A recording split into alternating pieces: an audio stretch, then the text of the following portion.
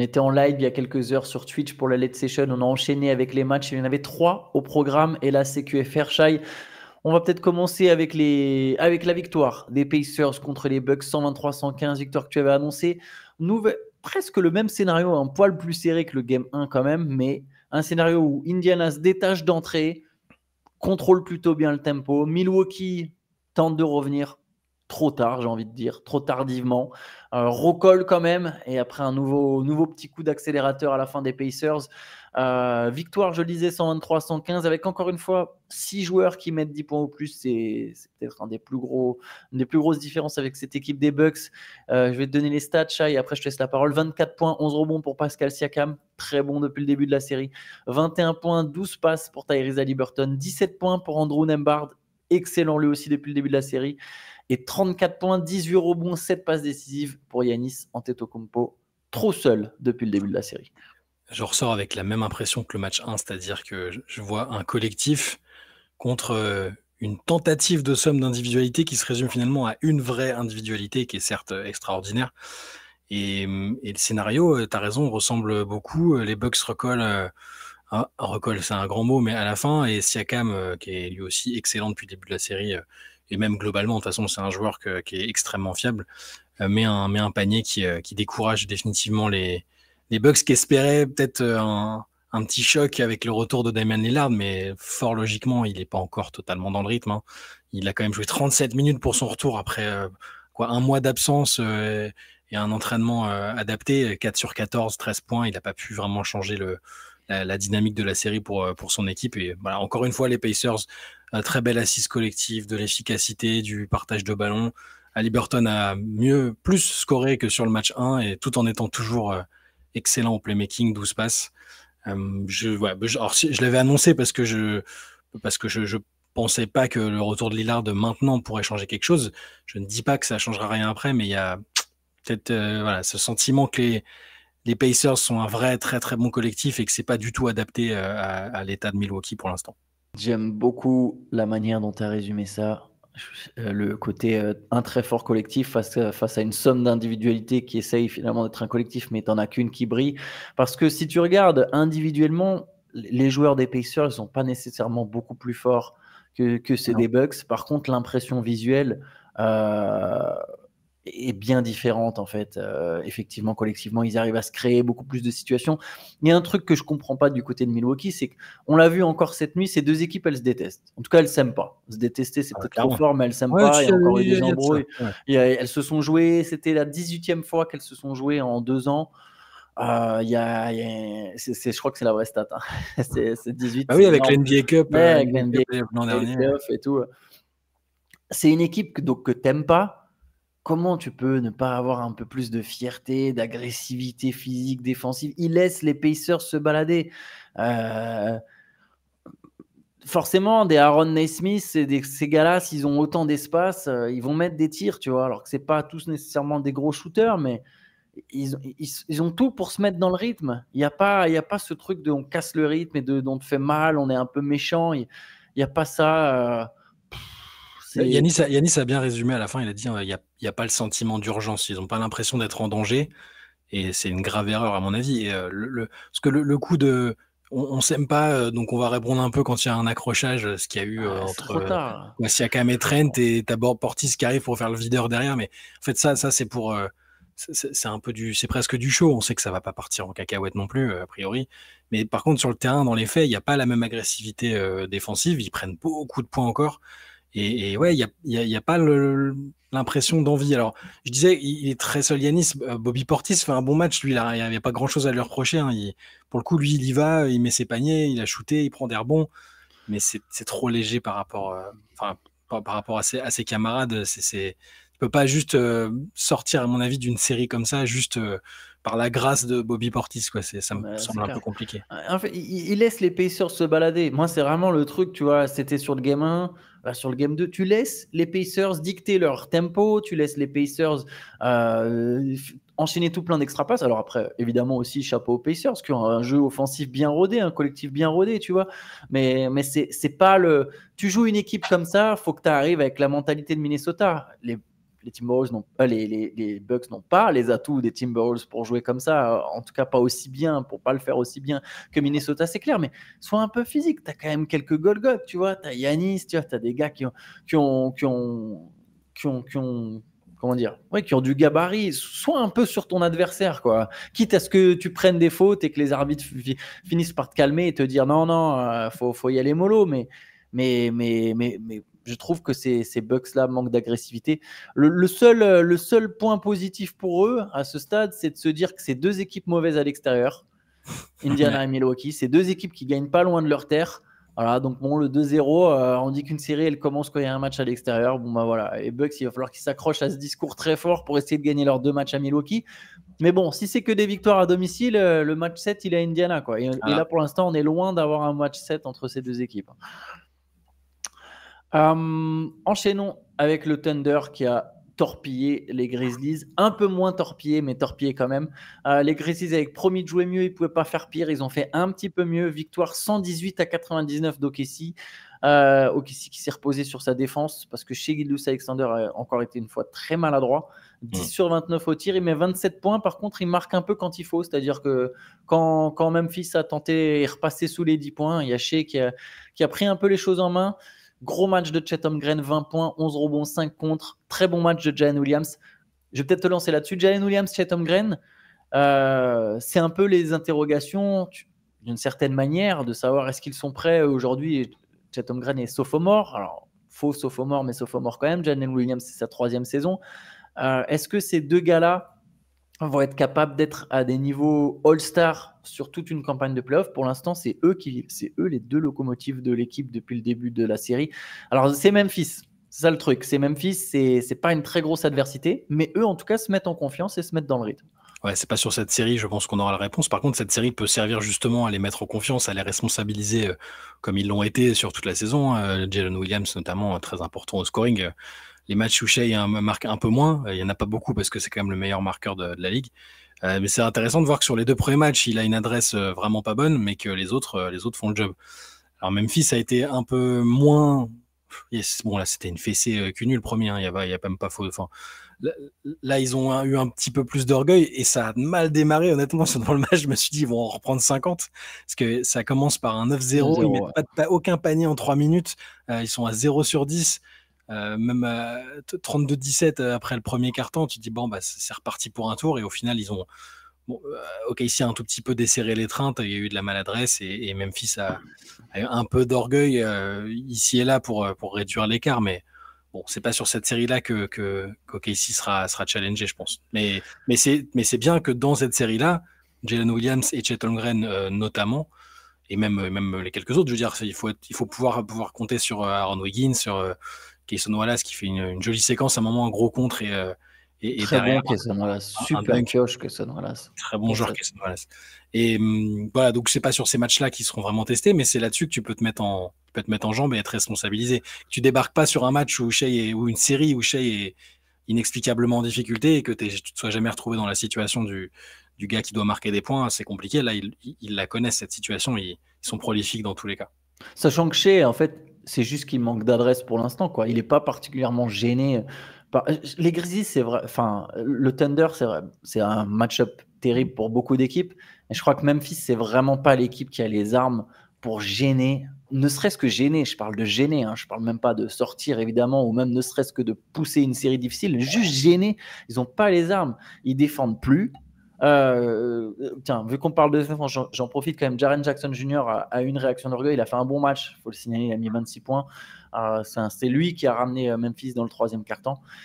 Mais donc, je disais, les Grizzlies ne défendent pas assez et la défense du Thunder est beaucoup trop forte pour eux et ils n'ont pas assez de talent pour briser cette défense du Thunder. Donc, effectivement, pour OKC, ça fait presque un tour de chauffe. Je dirais que c'est plutôt positif pour le Thunder d'avoir ce tour de chauffe. Contrairement à quasiment toutes les équipes, tu rentres presque en douceur. Je me permets carrément de le dire comme ça. Dans les playoffs. Par contre, c'est vrai que le potentiel contre-coup, c'est si d'un coup tu vas jouer Denver ou les Clippers, l'intensité va te paraître complètement différente sur la série d'après. Mais Clippers ou Denver, peu importe l'équipe qui arrive, elle sera fatiguée, quoi.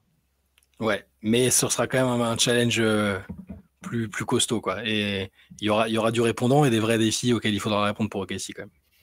Ouais.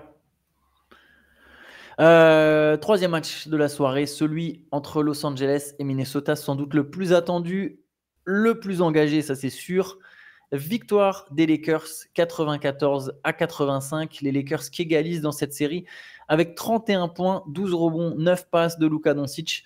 Los Angeles qui est allé chercher un match moche, entre guillemets, en tout cas un match défensif, et qui l'a fait. Victoire des Lakers qui ont tenu parole. Ils avaient dit qu'ils répondraient cette fois-ci présents et qu'ils ne se laisseraient pas surprendre par le défi physique.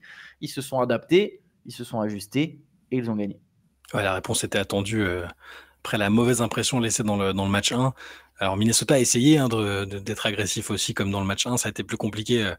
C'est aussi une équipe qui est dépendante de l'arbitrage, mine de rien, de la permissivité ou non des arbitres.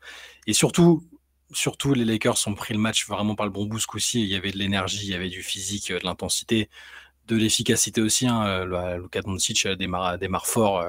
Il marque 16 points, je crois, combien dans le premier 16 points dans le premier quart-temps, quelque chose comme ça. Comme dans le premier match, quoi, du coup. Voilà, il est agressif. Alors, il y a eu recherche de cibler Rudy Gobert, on l'a assez vite compris quand même. Et même s'il n'a pas que pris des bouillons sur Luka, psychologiquement et sur l'impression que ça laisse, c'est un choix qui est important. Mine de rien, Rudy n'a pas pu se mettre en valeur et a été en difficulté comme tous ses camarades dans ce match-là. Et moi, ce que je retiens, l'impression... Alors oui, Luka va faire ses matchs tout le temps. Luka va scorer à tous les matchs. Là, les autres m'ont un peu plus plu quand même que ce qu'on a vu dans le match 1. LeBron, j'ai trouvé très, très affûté, très, très concerné. En attaque, en défense, à la création, je l'ai trouvé vraiment bien. Et ça me refait penser à ce qu'on disait dans la Late Session hier. On répondait à des gens un peu taquins, un peu négatifs au sujet de LeBron, qu'ils considéraient comme surcoté. Mais bon, le gars à 40 ans et tellement de kilomètres au compteur que c'est assez fou de le voir dans un match contre une équipe qui est aussi intense, énergique, agressive. Le voir avoir autant de répondants tout de suite et sur l'ensemble du match, c'est assez incroyable. Austin Reeves a apporté aussi beaucoup de bonnes choses et les Lakers ont mérité leur victoire. C'est marrant parce que LeBron, je suis d'accord avec toi, tu as raison, hein, ce que tu soulignes est juste. Et dans le même temps, je me suis fait une remarque, parce que dans le quatrième quart-temps, il a raté beaucoup de tirs, LeBron. Tu vois. Il y a eu un passage où les Lakers ratent 10 tirs de suite, ils ont mené de plus de 20 points, ou de 20 et quelques, ou pas loin des 20 points à 12 minutes de la fin du match, en gros au début du quatrième quart-temps. Et Minnesota est revenu, Minnesota est repassé sous les 10 points, d'ailleurs ça se finit sous les 10 points, et parce que Los Angeles a raté 10 tirs de suite, il y en a beaucoup de LeBron, des ouverts, des près du cercle, etc. Et je me suis fait la remarque dans ma tête, je me suis dit, si Los Angeles passe, ce qui n'est pas du tout donné aujourd'hui, il faudra quand même que LeBron il soit plus fort offensivement. Alors après, j'imagine que LeBron, c'est quand même un mec qui connaît le chemin, j'imagine qu'il va hausser le ton à chaque série si jamais les Lakers devaient continuer à passer. Mais moi, je me suis dit, là, il faudrait un LeBron un peu plus tranchant offensivement. Ça, ce qui ne change pas le fait qu'il a été bon, effectivement, et qu'il a été bon en défense notamment. Luka a été bon en défense. Ouais. Luka a été bon en défense. Luka a fait les efforts défensifs. Et c'est pas juste qu'il les a fait, c'est qu'il a été bon. Parce que Luka, c'est un mec qui est grand, qui est solide. Quand il le fait, ça peut être un joueur qui gêne l'adversaire, en fait, défensivement. Alors évidemment, il ne le fera jamais tout un match. Il le fera jamais toute une série, ça c'est sûr aussi. Mais quand il le fait, et là il s'est mis, c'est pareil, ça montre que Luka est capable d'écouter. Moi j'ai envie qu'il regarde ce match derrière, qu'on lui montre, que les coachs lui montrent, mais regarde, quand tu es comme ça, qu'est-ce qui se passe? Les Timberwolves, ça rejoint ce que moi je disais pendant la preview. Les Timberwolves, ils peuvent défendre comme des chiens, ça suffira pas. Et c'est ce qui s'est passé cette nuit. Les Lakers, ils ont mis moins de points que dans le game 1. Ils en ont mis 95 dans le game 1, ils en ont mis 94. Minnesota a très bien défendu. Ouais. Minnesota a bien défendu. Mais la différence entre Los Angeles et Minnesota, c'est que les Lakers sont 3 gars qui peuvent hunt des match-ups. Et du coup, dans le quatrième quart-temps, Mike Conley, il ne peut pas jouer. Il ne joue pas, il joue 20 minutes par match. Et Rudy Gobert, il a été sorti par Chris Finch. Il n'a pas joué le Money Time. Il a commencé à jouer le Money Time. D'ailleurs, à voir est-ce que c'était vraiment nécessaire. Là, moi, je suis partagé. Je comprends pourquoi, mais je suis partagé. C'est-à-dire que Rudy Gobert, Luka, il l'a ciblé 2 fois de suite, mais 2 fois de suite, il rate. Après, voilà, peut-être que Finch a considéré que ça, déjà, c'était des tirs un peu trop faciles. Et encore, Théo dit à juste titre que c'est des tirs qui déjà cassent un peu le rythme des Lakers, ce qui est vrai. Mais peut-être que voilà, Finch s'est dit, bon, c'est des tirs, là, Lucas, il est dans son jardin, il va finir par les mettre. Et c'est vrai que Gobert, il se prend une vitesse immense d'Austin Reeves, et là, boum, c'est un rideau, ça sort, c'est Naz Reid qui finit le match. Et je pense que souvent, Minnesota va terminer avec Naz Reid, Randle, Nickel Alexander-Walker, Edwards et Jaden McDaniels. Ça va être souvent le 5 des Timberwolves pour finir le match. C'est un 5 qui est fort. Par contre, c'est un 5 où quand les Lakers défendent, bah, ils ne marquent pas de points, en fait, les Timberwolves. Même pendant que les Lakers ont raté 10 tirs de suite, les Timberwolves, ils ne marquent pas, en fait. Ils ne marquent pas assez. Et là, je me souviens, on en avait parlé. L'adresse à 3 points, ils ne vont pas shooter aussi bien toujours que dans le game 1. Bah là, ils ont fait 5 sur 25. Et le pire, c'est que tu peux te dire, ouais, ils vont faire mieux. Mais les Lakers aussi, ils vont faire mieux. Ils ont fait encore pire. 6 sur 29. Les Lakers aussi, ils vont shooter mieux, tu vois. Donc là, moi, c'est un peu les limites des Timberwolves. Sachant que, pareil, j'enterre vraiment pas cette équipe. Elle est à 1 partout avant d'aller jouer à Minnesota. Elle a des atouts. Je pense même que c'est une équipe sous-estimée. C'est un coach sous-estimé. Il y a des très bons joueurs. Il y a de la profondeur. Cette équipe des Timberwolves, elle est dangereuse. Mais j'ai l'impression que ça, c'est vraiment le point sur lequel ça pêche, quoi. À la limite, leur meilleur joueur, ça a été Randle hier, je trouve, parce que Edwards met des points, mais il a un peu disparu. On l'a pas trop vu quand il y avait moyen de revenir, je trouve. Randle a été solide, alors que c'est que c'est un joueur que j'aime bien, mais qui en playoff a tendance à dégoupiller dans le mauvais sens. Je suis d'accord avec ce que tu as dit. Mon interrogation, c'est cette défense, elle sera là tout le temps, et c'est vraiment son interrogation, c'est est-ce qu'il y aura l'attaque qui va suivre à chaque fois. Et on peut se demander, ça va aussi dépendre de ce que seront capables de mettre les Lakers. Donc c'est pour ça que la fiche, elle est hyper intéressante et incertaine, parce que d'un match à l'autre, ça peut changer. Là, ils étaient obligés de répondre. Là, il y a eu le sentiment d'urgence qu'on n'a pas vu chez les Bucks, par exemple, même si les Bucks n'étaient pas à domicile. Mais là, on a senti ce truc-là. Donc ça, c'est plutôt positif. Mais je ressors pas beaucoup plus convaincu dans un sens ou dans l'autre par rapport à ce qu'on avait dit au début. Donc je suis curieux de voir. Pour Gobert, je crois vraiment que c'est l'impact visuel aussi qui peut inciter Finch à faire ça. Il se dit, il veut pas qu'il soit ciblé même en dehors du match, tu vois ce que je veux dire, parce que là, les gens qui n'ont pas vu le match, ils ont vu le highlight où Luka il le taffe et où derrière il dit sub him out, sortez-le. Enfin, les gens vont retenir ça, et je pense qu'il essaye peut-être aussi de le ménager de ce côté-là, à mon avis. Ce qui est encore une fois, je sais pas. Bon, après, Naz Reid est un meilleur shooter et plus mobile, etc. Donc, j'ai l'impression que Naz Reid va finir les matchs. De toute façon, la plupart des matchs. Mais moi, ce match-là, je serais les Lakers. Alors, je trouve que ça peut être un match très encourageant si tu gagnes la série. Ce match-là, si tu gagnes la série, évidemment, si tu gagnes la série, tu t'es montré que tu es capable de gagner des matchs défensifs, en fait. Oublions pas, ou remettons du contexte. Le transfert est fait. Ah, mais les Lakers, comment ils vont faire pour défendre? Il n'y a pas de taille. Comment ils vont. Tu vois, bah ouais, non. Match défensif, ils le gagnent. D'ailleurs, Dorian Finney-Smith, Rui Hachimura, dans l'intensité, ont aussi été là. Jackson Hayes a fait quelques trucs absolument débiles. Lui non plus, il n'est pas. De toute façon, lui non plus, il n'est pas jouable. On va pas beaucoup le voir. Hein. On va pas le voir. C'est pire que Gobert. On va pas le voir dans cette série, dans les fins de match. Mais voilà, tu montres que tu es capable de gagner ce genre de match. C'est intéressant pour toi pour la suite.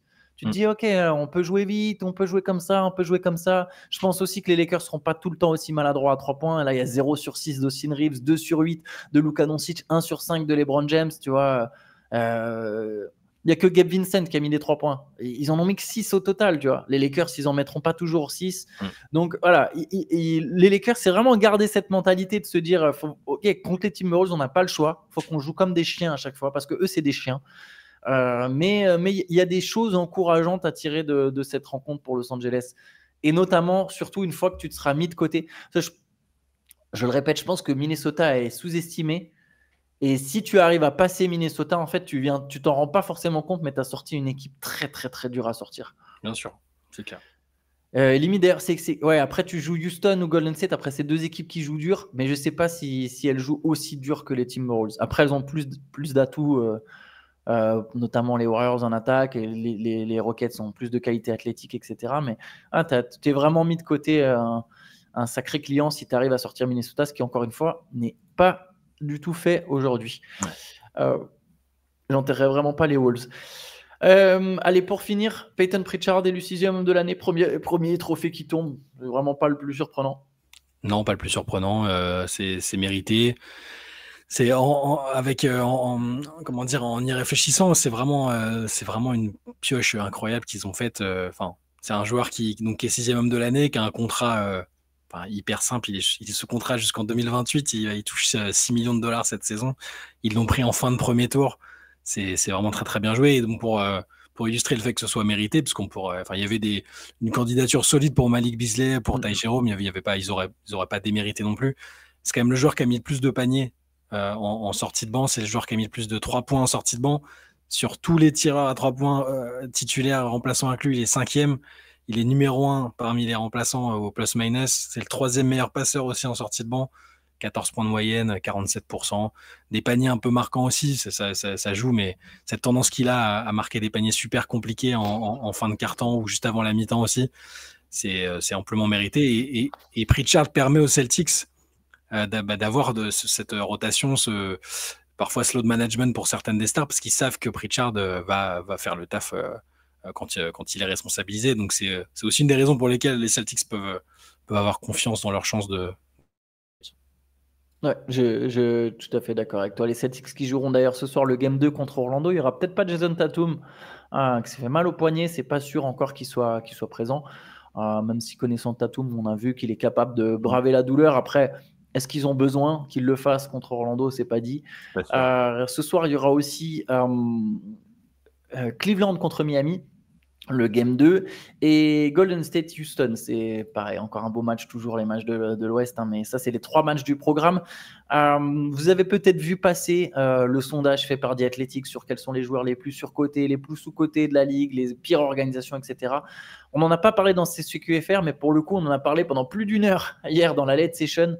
Donc, si vraiment vous n'avez pas eu l'occasion de nous écouter sur la Late Session, mais que ça vous intéresse d'avoir notre avis là-dessus, nos avis là-dessus, on a le replay est déjà disponible sur Twitch, et pour ceux qui préfèrent attendre sur YouTube, ça sera jeudi sur YouTube, donc demain, si je dis pas de bêtises. Exactement, c'est ça, demain. Le mec, il sait plus quel jour de la semaine on est. Mais oui, donc c'est bien demain après-midi, la Let's Session, le replay de la Let's Session sera disponible sur YouTube. On va aller se reposer. Yes. Allez, bonne journée à tous et on se retrouve demain pour un nouveau CQFR. Bonne journée, à demain.